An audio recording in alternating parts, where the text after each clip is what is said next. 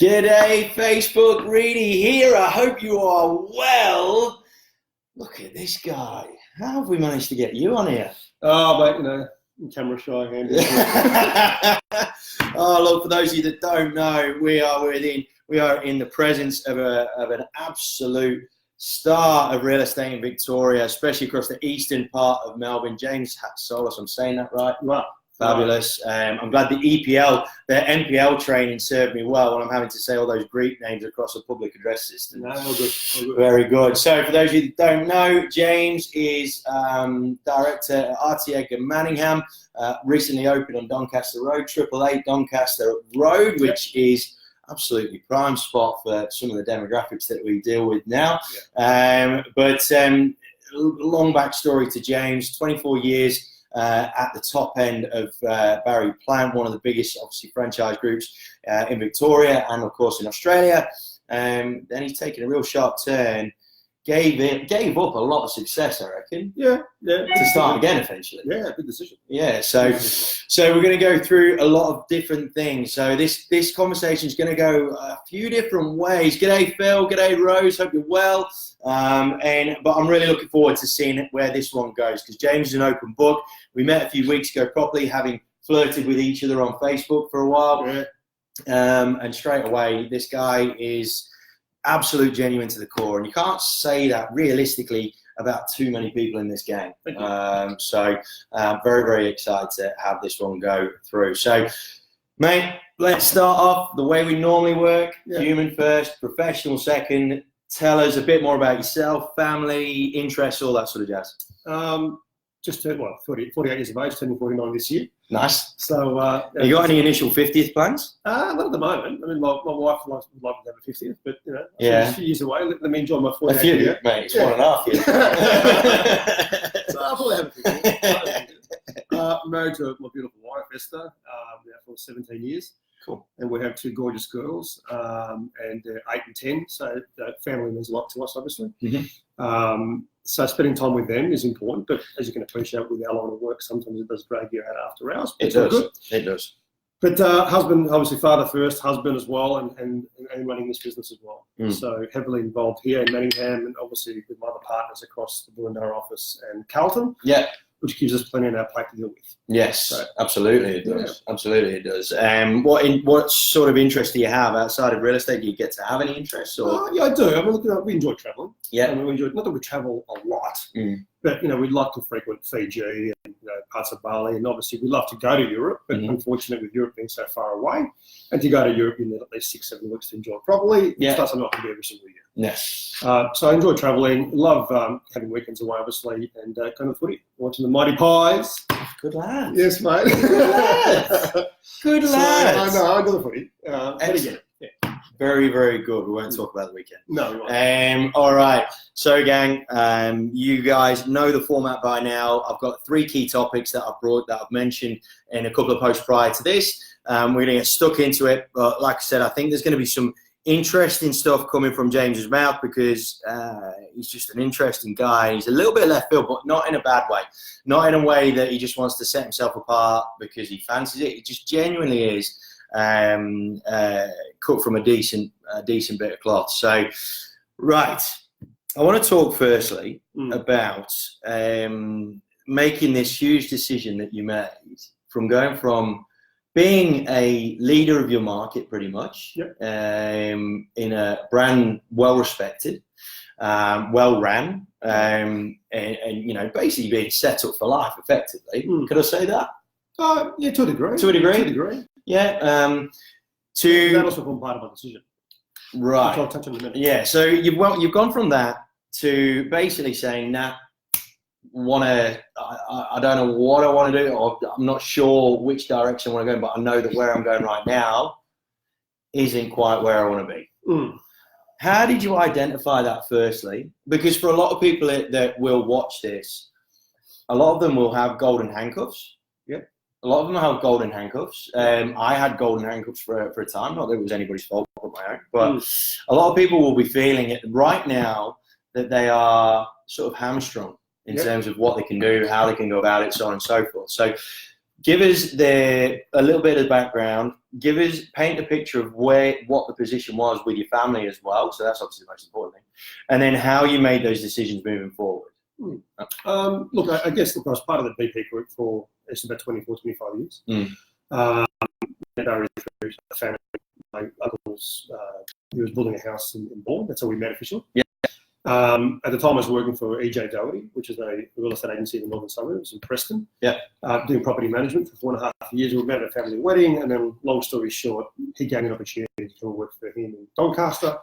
And literally in a handshake agreement, I started working with Barry. And look, it was an amazing journey. I mean, look, I was lucky to have a mentor like that to teach me in the early days about what's required to be a strong leader, if you like, to be a good real estate agent, lots of jazz. And so the journey began, and started off as a cadet, if you like, driving the trailer around on Saturdays, putting auction signs. Doing all the real horrible rubbish dirty stuff. You know what? As a 24-year-old, earning an income as a property manager, I was prepared to take a step back to, I've never been driven by ego, so that didn't worry me. So to learn under someone like that was a huge opportunity. I took that opportunity, started to climb the ranks in terms of sales performance. I'll give you the short version here. No. I'm taking notes, as I'm sure other people will. And then obviously climbed the ranks, as I said to you, in sales. Initially, I ended up building a property management role. That was my background, as well as learning through him how to conduct sales. And then one day out of the blue, he was running an auction school. And being the keen little bit that I was, do you mind if I come into your auction class? Yeah, okay. Not at all. I've got to tell you, man, I was one of the shyest guys you can ever imagine. I mean, I was fine in the clubs and that when it came to meeting people. Yeah, I was fine. What do you mean people? You mean girls? Yeah, come on. People. We're not too PC. We're not too PC. So I had no issue with that. But when it came to public speaking, mate, forget about it. I was like, So anyway, there was about 20 odd guys in the room, all getting up doing the bit, no one could impress, we're taking notes, all this. And when he came around to me, he said, like, get up. I'm like, get up for what? And he said, you're doing this. I said, mate, no way. So, man, I was literally thrown to the deep end, literally. Yeah. And I guess, the advice he gave me at the time was sometimes you just got to go in and just get thrown to the deep end, and you will learn to swim, so to speak. And I did. And look, although I competed in the novice auctioneers comp back then, the advice I was given, by the people who I was talking to, including Barry, was it doesn't matter whether you win or whether you lose, just give it a crack. And that taught me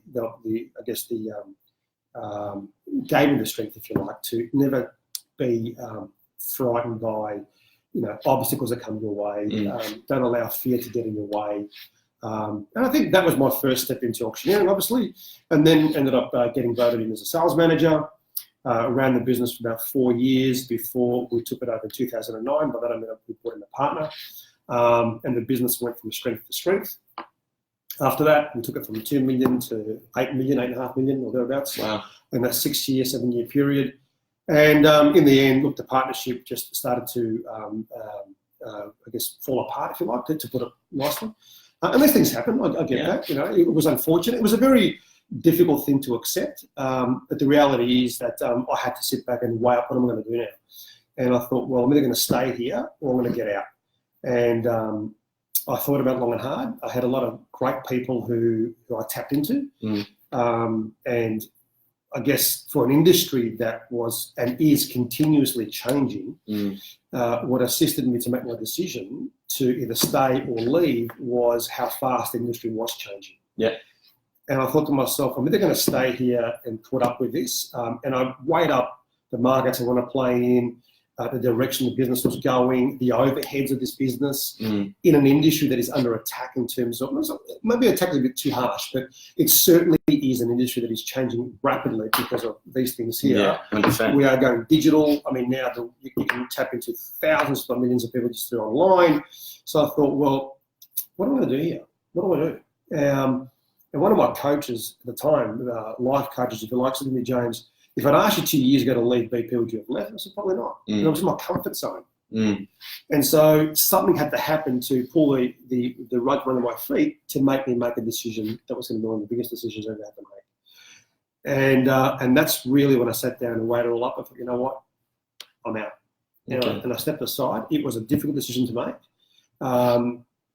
it wasn't the financial side of it. Obviously, was something that I had to come to terms with in terms of stepping away from what we generated. But what I also thought about long and hard was, well, we're not on a gold mine, literally. We're not selling diamonds here or a product. It's a service, and a service that is embedded within four walls that's carrying massive overhead. And I thought, mate, this is crazy because. Again, a guy, one of my coaches, said to me, James, I'm going to ask you some simple questions. I think I said this to you last time. He said to me, what did you actually own? Yeah. And I said, well, what do you mean? I said, I own the business. He goes, yeah, but what did you own? And he said, well, can your sales staff get up and leave whenever they want? The answer was yes. Can your property managers get up and leave whenever they want? The answer was yes. Can your admin staff? Yes. Can your landlords? Yes. What did you own? And he said, mate, the only thing you owned, James, was the debt. That's what you own. So unless you start to refine your platform going forward, you can actually duplicate a service. The one thing nobody owns is you. No one owns you, mate. So start to think about how you're going to go forward for the next 5, 10, 15 years. And that was hard to look away from what we had created. Yeah. But the next thing he said to me was, James, the corporate graveyard is full of yesterday's heroes, mate.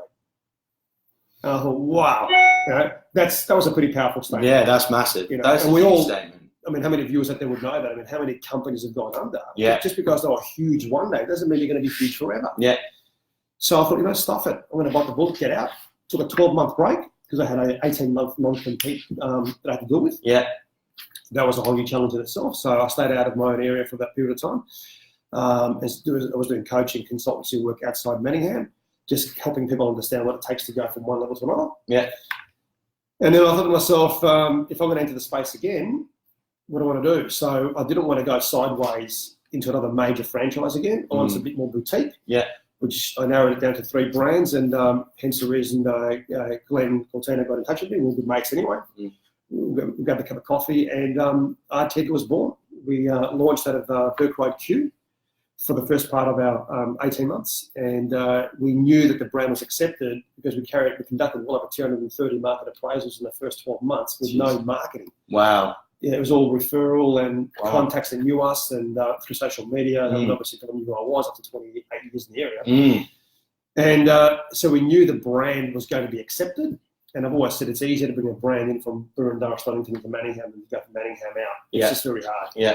Nothing's impossible, but harder. And it showed us that the area was ready for a change. And we waited for a while to find the right place. And again, I've always said that everything happens for a reason. Yeah. Lo and behold, a mate of mine got in contact with another agent who knew another agent. They said, I know James looking for some office space.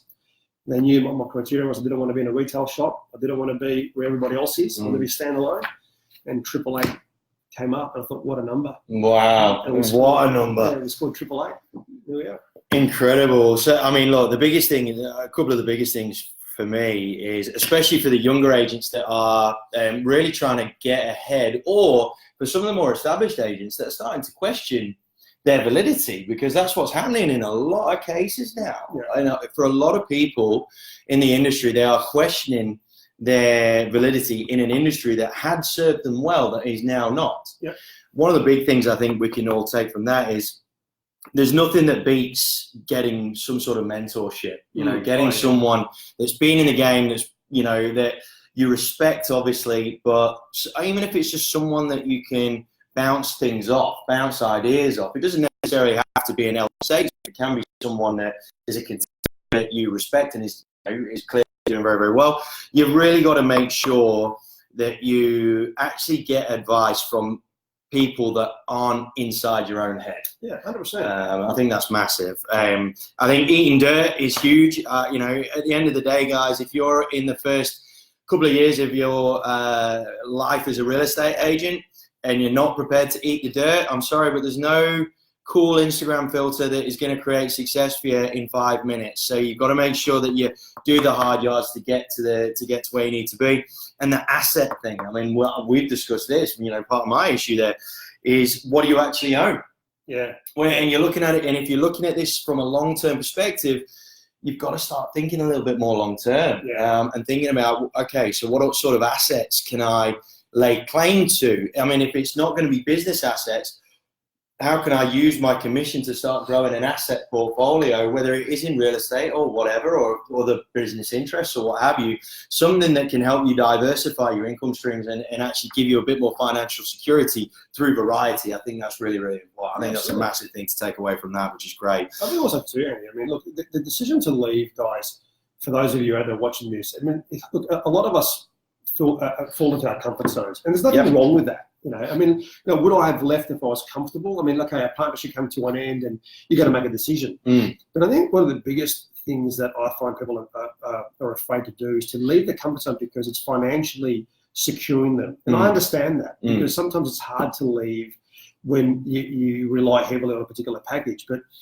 I guess if you are good at what you do, if you love what you do, and you can see how an industry is changing, at some point in time, life requires you to take a risk. Yeah. And there's not. I think personally, if you sit still, if you're not moving, if you're not progressing, I mean, someone said to me, James, if I said to you, make the existing model that you had before more cost efficient, could you do it? Well, I said, well, how can you make a Lambo more cost efficient? You can't. Once it's built, you can't do it. It's really hard. We took over that business, keep that in mind. So we took it from one level to a whole new level, but it still had its massive fixed overheads. But I knew that in order for me to take this leap of faith, and it takes guts and balls to do it. I mean, I can tell you, was it easy? No. I mean, you got to be prepared mentally for that. But again, I had the opportunity to tap into people who are not only in real estate as mentors, but also outside real estate. I've always found it interesting to tap into people who run successful businesses outside our field. Big time. You know, my next door neighbour, God bless his soul now, he's passed away now, but was David Barrow. He owned Pronto Concrete. The guy was worth 900 million. And he lived in one of the most humble homes you've ever seen. And we used to have conversations every weekend. He used to love property. You know, my uncle's another one who's done very, very well in the travel industry. My parents, I mean, ran a successful wholesaling business. You know, you should look outside your own square or outside your own comfort zone, if you like, or your own little world, your own little bubble, to tap into resources who've done well in other areas. And when they say to you, take what you've got, you've made the right decision, duplicate it. It's going to be a challenge, but that's how we grow. Oh, big time. I mean, my good friend and mentor, Rick Rushton, who I said I'd give him a little shout out today anyway. You know, he says very regularly, there's no successful hermits. No successful hermits, and he couldn't be more right. You know, because I've done it from a much smaller scale, obviously, but it doesn't matter at what point you're at. Any sort of jump like this takes gut. It just takes a big, big leap of faith. And as Janine Ellis says, you got to have a good marriage. You got to have a good partner backing you as well. So I've no doubt, you know, without having met you, I've heard great things about her. I dare say that your decision would have been infinitely harder if it wasn't for the support of your family. 100%. Yeah. 100%. I mean, she was one of the ones that said, you know, you haven't left an oil rig, you haven't left a diamond mine. What you've left is 4 walls that only offers a service. That's all you offer. You don't carry stock per se. You know, you're not moving product. Yes, you got to go and win the business, but that comes as a result of you and the people who you train and mentor.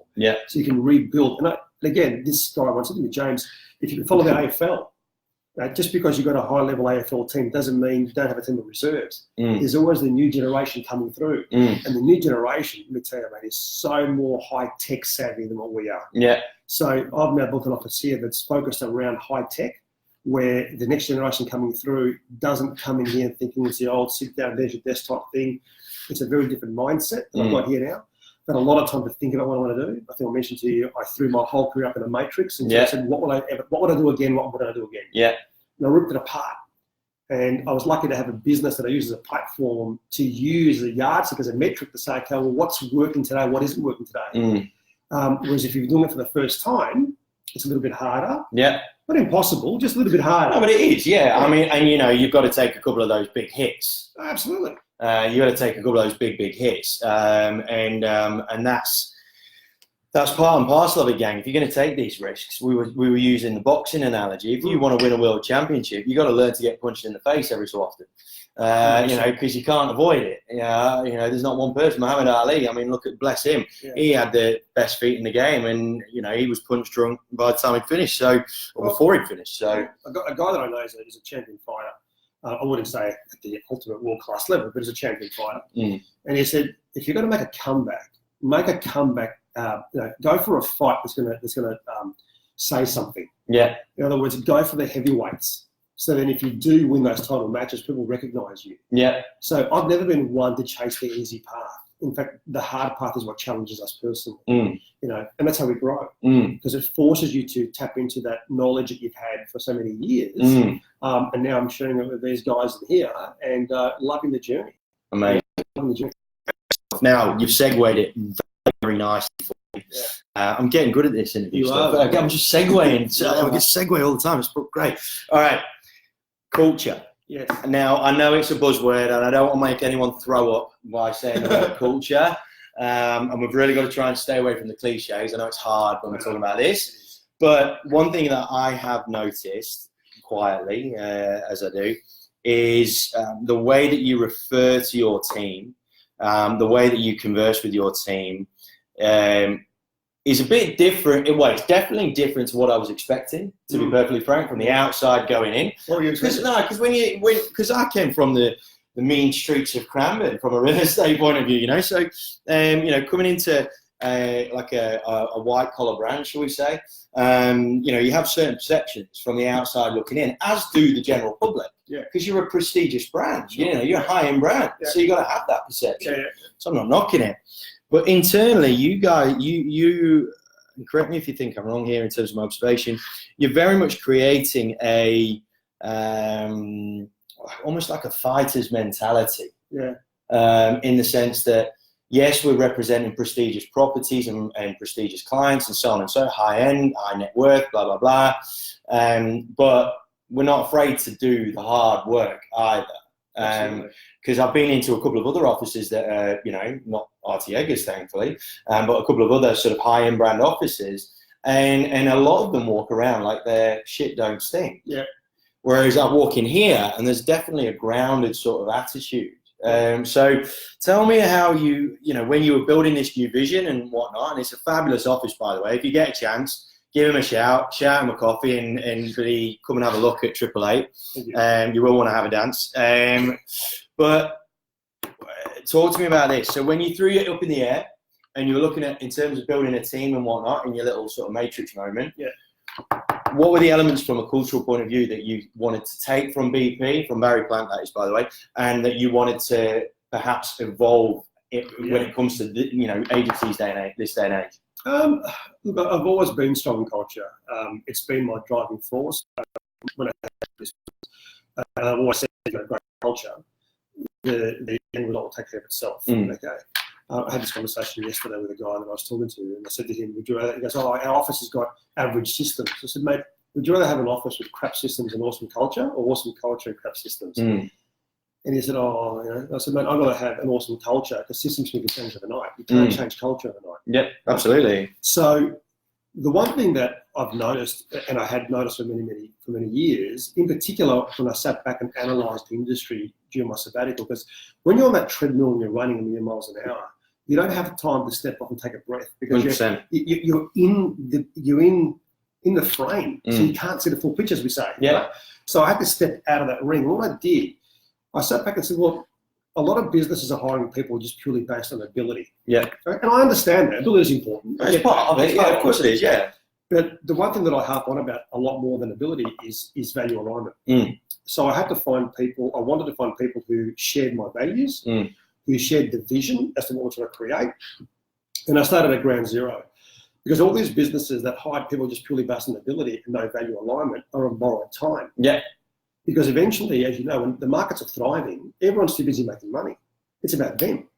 But when the markets tighten up like they are now, all of a sudden people aren't getting fed as often as they were. It starts to test the culture out. And I understand that GCI is important, and I get all that.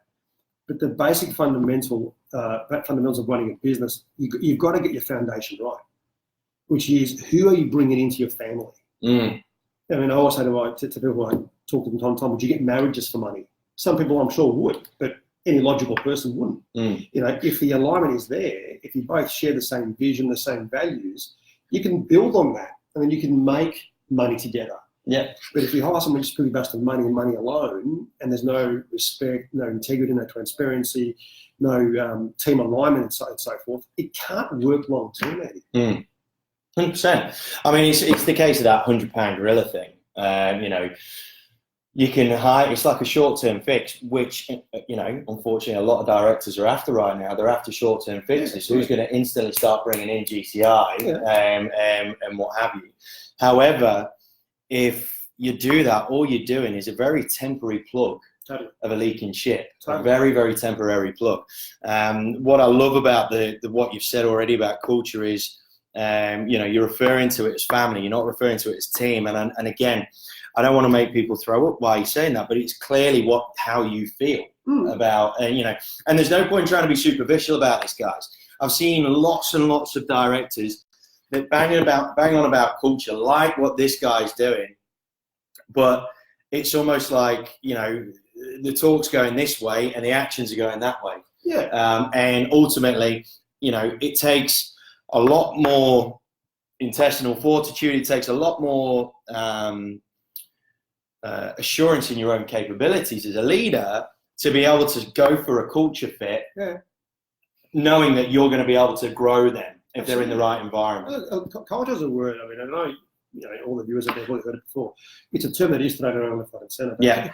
Culture is a feeling. Yes. It's a feeling. The minute you walk into a family home, for example, and you feel the love in that house, the energy in that home, that's a feeling. Yeah. Right?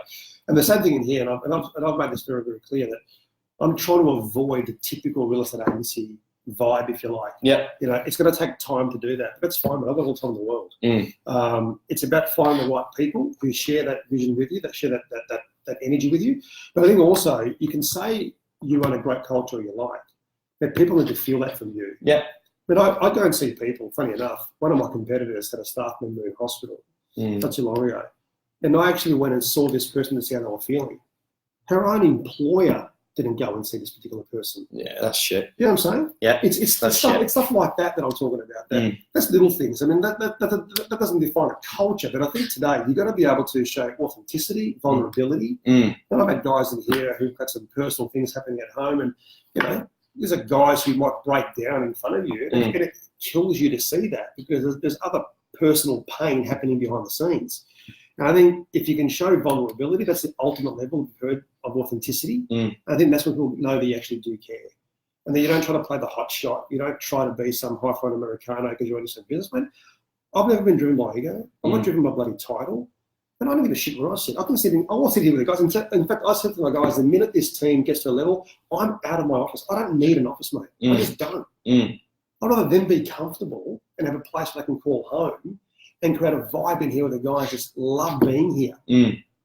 That's the way I see leadership. Absolutely spot on. Absolutely. And especially in a market like now where a lot of people are looking for leadership.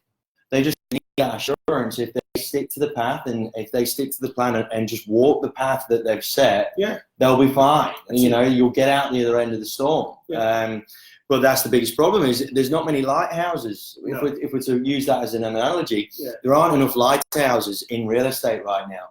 And that's why loads of people are crashing and burning, for sure. So, yeah, absolutely. I think, look, if any directors want to take anything from that, I think it's definitely a case that you've got to be very, very careful whether you go for that short-term fix as opposed to a long-term gain.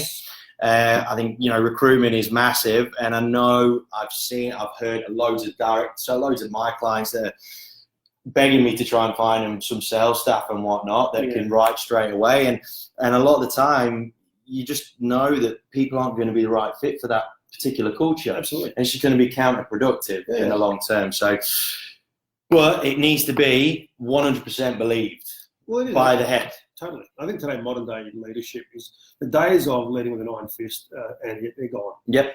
You've all heard before. They went up with the Barassi days. I think today you've got to sit back and you've got to be a counsellor. You've got to be a best friend. You know, you've got to connect with your staff on an authentic level. Take them out if you see them in pain. Take them out for a cup of coffee. Leave your bloody phone behind. Have a genuine heart-to-heart conversation. Because they're human, mate. They're feeling pain. Absolutely. There's something going on behind the scenes. John McGrath once said to me, James, I walk around the office looking for dark clouds over people's heads to see if they're okay. Because this is a tough gig. It's not easy. No. And am I saying that my type of leadership is going to appeal to everybody? No, but I think it's not about what I think of how they think about me, as in my competitors. I don't care. What I want to make sure is that whoever comes here and works with us and be part of our family, that they've got a place they can come to, they can talk to me, I'm approachable. I can give them my 28 years of knowledge. I'm happy to help them rise. And again, my view has always been to help them become successful. This isn't about me, mate. I've got no point to prove, believe me. I'm not back here to prove a point to anybody, but to myself and to these guys here. But they need to commit. So when I enter the field of battle with them and I turn around, they better be there with me. Because I want to be there for them, and I'll pick them up if they get hit. But they need to pick me up as well if I ever get hit too. Because I'm also human too, mate. Absolutely amazing. And can you not tell, guys, that this dude actually means what he says? Like, it's so obvious in terms of from a communication point of view. No wonder you're good at connection, and it's going to segue us into the next part. But it's just so obvious from you, and that's where a lot of people need to have a look at themselves in the mirror and go, is this what I want to be? Is this what I'm going to be? Because if it is, I've got to commit to this wholly and solely. Yeah, I think the issue is a lot of people are afraid to show authenticity. They're afraid to show vulnerability. That's absolutely. They fear that leadership have to do that. Yeah, and especially in this industry. Mate, I can tell you, when I had one of my guys who shed a tear, and it broke my heart to hear what was going on, and you couldn't help but be emotional with a particular bloke. Yeah. Mate, let me tell you, our connection just went whack. Because now he knew that I actually did care about what he was going through. Yeah. And that's what I'm talking about. Amazing. Anyway. It's walking the walk, guys. It's not talking the talk. It's walking the bloody walk, I think, essentially, which is amazing. Now, talking of walking the walk, see what I mean, man? I'm getting so good at this shit. I'm getting so good at this. Right, talking about walking the walk. Now, I think you'll agree when I say this. Good service is very 1990s. Yeah. It's about, and we've talked about it from an office point of view, but creating connections with clients is massive now. Huge. When you think about it, it's sort of come full circle where, especially through social media, where good people are getting exposed for being good people, and bad people are getting exposed now for being arseholes very, very quickly. And this is where having genuine connections with consumers, obviously doing it in a time-efficient manner, though, very, very important. So you've obviously grown yourself an incredible reputation over the journey, over 28 years. How do you maintain genuine connections with so many people? Because for a lot of again, newer agents or whatever, or agents that are new into a certain field or an area or a geography, they won't have as many people to look after. So therefore, it's going to be a bit easy for them. Yeah. But for people that have been in the game for a little while now, and like I said, the boat's getting a bit rocky. How do you maintain connections with your community like you do? Look, a lot of it comes back down to first and foremost understanding how you're going to be communicating with your clientele. But I'll be honest with you guys. I mean, my communication when I first started in sales was nowhere near as good as what it is as I've gotten older and more mature and understanding how people want to be communicated with. I mean, everyone's got a database, but how you utilize a database. I mean, I stuffed around for the first couple of years. I thought, you've got a database. What does a database actually mean? Until I was taught about the importance of segregating the database and categorizing it, and then understanding the different types of clients you're going to be putting into your database, and then remaining relevant to the people in each section of your database. Because some people, you might need to contact every week, e.g. your buyers looking to buy now, your past purchases once every 6 months. G'day Andy, how you going? How's the family? How the kids? As opposed to the developer, Mr. and Mrs. Joe Blogs, I've got a development here for you. It's a very different conversation. So understanding each category. That's the first thing. Getting involved in community as well, as supporting the local community, giving back. By that I mean sponsoring certain events. I'm not about just picking up every sponsorship I can get my hands on, because I don't believe in doing that. Because then, again, that's ego driving you. 100%. For me, it's about saying, do I see value in this community event? Can I give back to this community event? Are they going to work with me? Can I work with them? We get involved in local schools to give back to the school wherever we can. Some sporting clubs, again, we go down and support man of the match, and we genuinely turn up and congratulate the players. How many directors go, I haven't got time for that sort of shit. So, mate, well, then why are you doing it? Yeah. In fact, one club's going to be James. We grabbed the board of our previous company and turfed it in the bin because we're not after just the money, mate. We want you there. So now I go down there. I mean, one of the guys just recently, we sponsored Arsenal on collisions, and one of the boys that's part of the club lost his father just recently. Very sad, unexpected.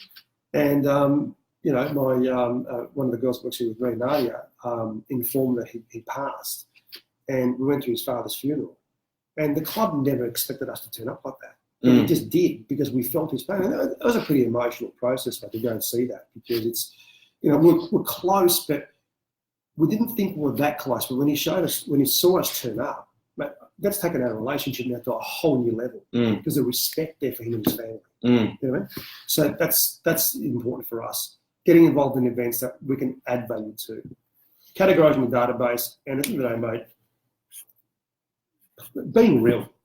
Just being real and doing the right thing. I think the big one for me, which I think a lot of people can take, because I bang on about this a lot when it comes to networking and so on and so forth. You can't expect to just throw money at a community and expect them to just love you for it. No. Okay. At the end of the day, we've got skill sets and assets as real estate agencies and agents and so on and so forth to actually provide support beyond the check. And I think you've really got to look at how you're going to earn the respect from your community. How are you going to earn it, guys? Because there's no putting up a sponsorship board does not earn you any respect in any way, shape, or form. What are you going to do that is actually going to earn you those points that will actually get you to a level where they just respect you as a human being and respect you as an agency?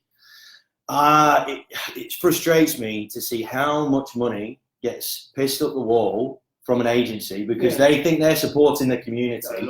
I'm really glad, because we didn't preface this at all, and I was hoping that you were going to say something like this. Yeah, can I tell you, just to elaborate on that, that point for you guys who are watching this, yes, when they approached us to support them, and we opened up our doors, when we were working out of Burke Q, we didn't have an office, we didn't have high profile, and what staggered me when I said to these guys, I don't have the money to give you at the moment that you might be looking for. And they said, James, we don't care about the money, mate. We want to grow with you. And that surprised me because I thought, well, surely you must want some kind of money. And they said, well, no. So we donated a few $100 to get the some boundary little corporates made up. It cost us $300-400, big deal. But they said, James, we don't care whether you give us $300 or $2,000. Now, slowly, our sponsorship commitment is increasing financially. Now we're giving them the Guernsey, Vartic at the back, and we're growing into that role.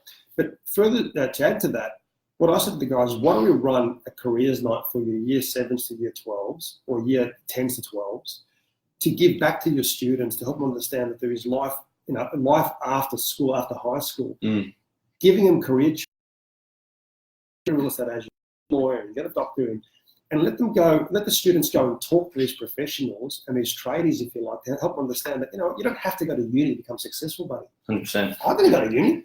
I wish I didn't. 3 years wasted, bless him. Far out. And you're absolutely spot on. And it's something that, as an industry, we sort of wonder why we get cast with the same sort of brushes, painted with the same brushes some of the lesser respected industries going around. Yeah.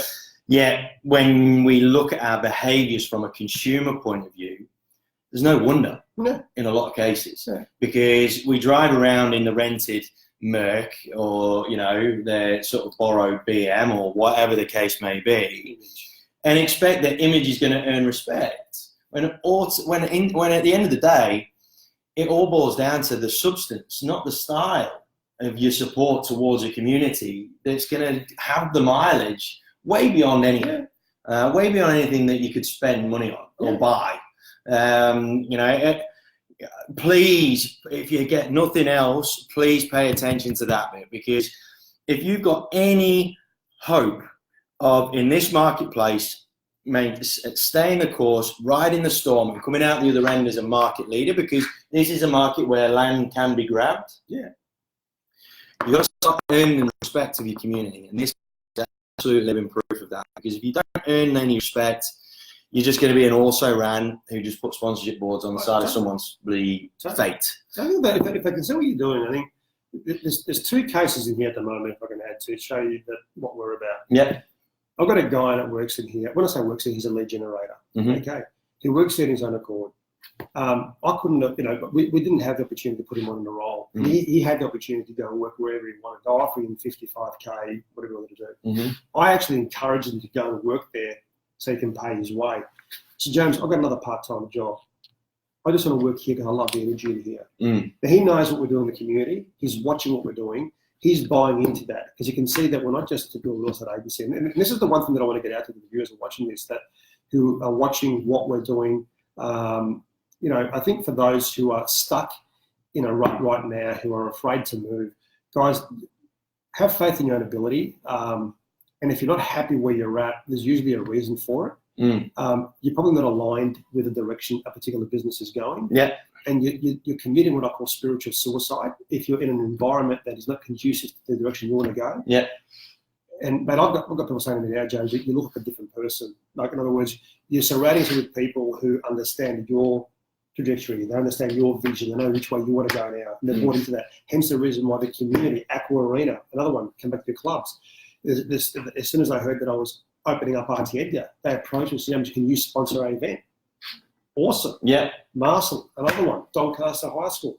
The high schools in the area have come to us again because of our reputation and my reputation and my staff reputation over the years. They want to be involved with authentic people, mate, as you said before, not just a bloody board. If you can't give back, don't do it.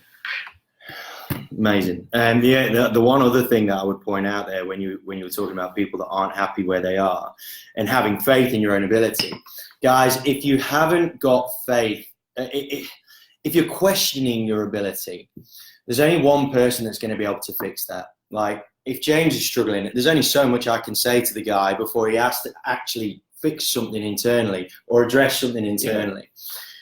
But at the same time, you aren't going to be able to do that unless you actually acknowledge, right, okay, maybe I'm not as good as I thought I was. Maybe I do need to go and sharpen my tools, because there's a lot of people in our game, we say the word ego a lot, but their ego is getting in the way of their progress. Yeah. And then some. Yeah. Or it's getting in the way of them rescuing a dire situation as well. Yeah. So, guys, I think we all need to swallow a bit of humble pie from time to time. Have you look at yourselves in the mirror and go, am I really as good as I think I am? Or do I need to go sharpen the tools? You may go and invest some time and a bit of money into, going and getting some education or go to some courses or whatever, or just hit YouTube, because that's a lot of what you need to do is just hit YouTube. But if you're not prepared to put in the time to actually go and either give yourself that assurance that you are good and you are going to be fine, you're just having an attack of confidence, or whether you do need to learn the game again to a degree because it has progressed and it has evolved and you haven't, then you've only got one person to blame there. And I think what James was just saying there is, if you are feeling stuck, there's only one person that's going to, get you moving, and it's you. Yeah. And like I said, gang, there's a lot of people that are struggling with confidence only. I'm going to a lot of offices now where I'm not preaching rocket science, and all they need to hear is a bit of energy and a bit of confidence. And if that's the case, you hit up someone like this guy. Yeah, you hit up someone like James, who understands how it's hard. He doesn't think he's King Dick. He's done very, very well. Acknowledges his losses, and that's how it helps him create his wins. Yeah. And you need to be around that type of energy, and that's part of it. If you're struggling with the energy that you've got inside the four walls of where you're at right now, have a look and try and help gain from someone else's energy, because that might be all it needs. And I've got to tell you guys, I mean, that's one massive lesson that I had in life is that, the people around you, they're going to help you grow or they're going to hold you back. And I think unless you realize that, and stop bullshitting yourself, if you're in an environment that doesn't respect you, it doesn't appreciate you, it doesn't help you and assist you to grow, it doesn't create an environment where you feel welcome and comfortable within your own skin, you're in the wrong place. I'm telling you now. And I think if you allow commission to hold you there, or the fear of moving from one camp to another. I said to one guy the other day, James, oh, but what happens if I lose my clientele? I said, well, first and foremost, why even question leaving where you're at? And I said, oh, the culture shit, for example. I said, okay, well, is it the culture or is it you? He took me a bit backwards. Yeah. What do you mean? I said, well, is it you? Are you part of the problem? I said, no. And then, he went on to sort of talk about what's going on. And I said to him, mate, are you good at what you do? He goes, yeah. I said, well, what did you write last year and the year before that, on average? Let's break it right down to a granular level. And then I said, mate, if you're an outstanding hairdresser, let's use a simple example, and you move from one salon to the other salon, your clients follow you? He said, yeah. You're not a tree, buddy. Move. As Tommy Cano says, that's a great line. If you don't like it, mate, move. Yeah. If it's a hinge, you're part of the problem. Yeah. You know what I mean? Just why do we just continue to sit in one area if it's not helping you grow? And the day I learned to cut people out of my life, when I say cut people out of my life, let me just rephrase that. I don't mean aggressively. But if someone doesn't add any value to your life in any way, shape or form, then I can't have them in my inner circle. Yeah. Because my inner circle are people that feed me mentally, spiritually, physically, to protect me, to look after me, help me grow. And especially if you're in a leadership position. 100%. Because obviously when you're in a leadership position, it's very lonely. No doubt.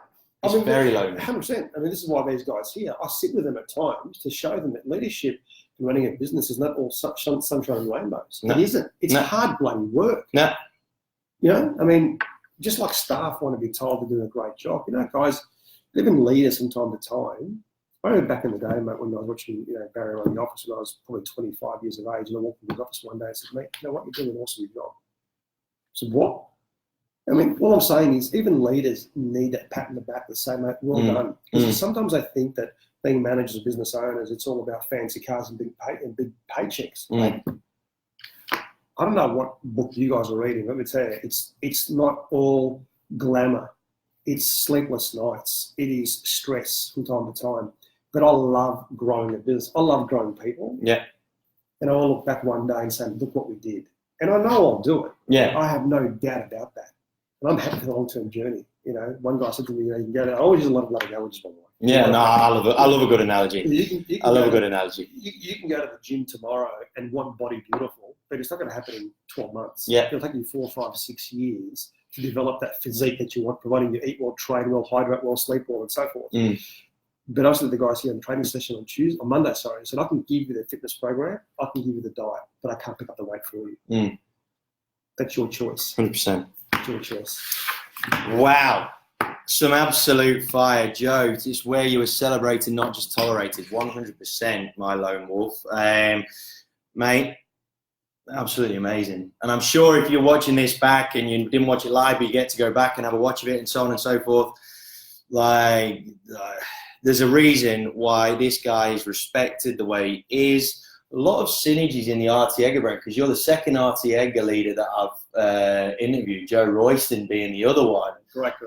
Some incredible synergies there, which is clearly something that must be an Artiega thing. It must be an Artiega thing from a leadership point of view. Glenn Coutinho, far out. Yeah. But then you've got Joe Royston over in Williamstown. You've got this guy right here.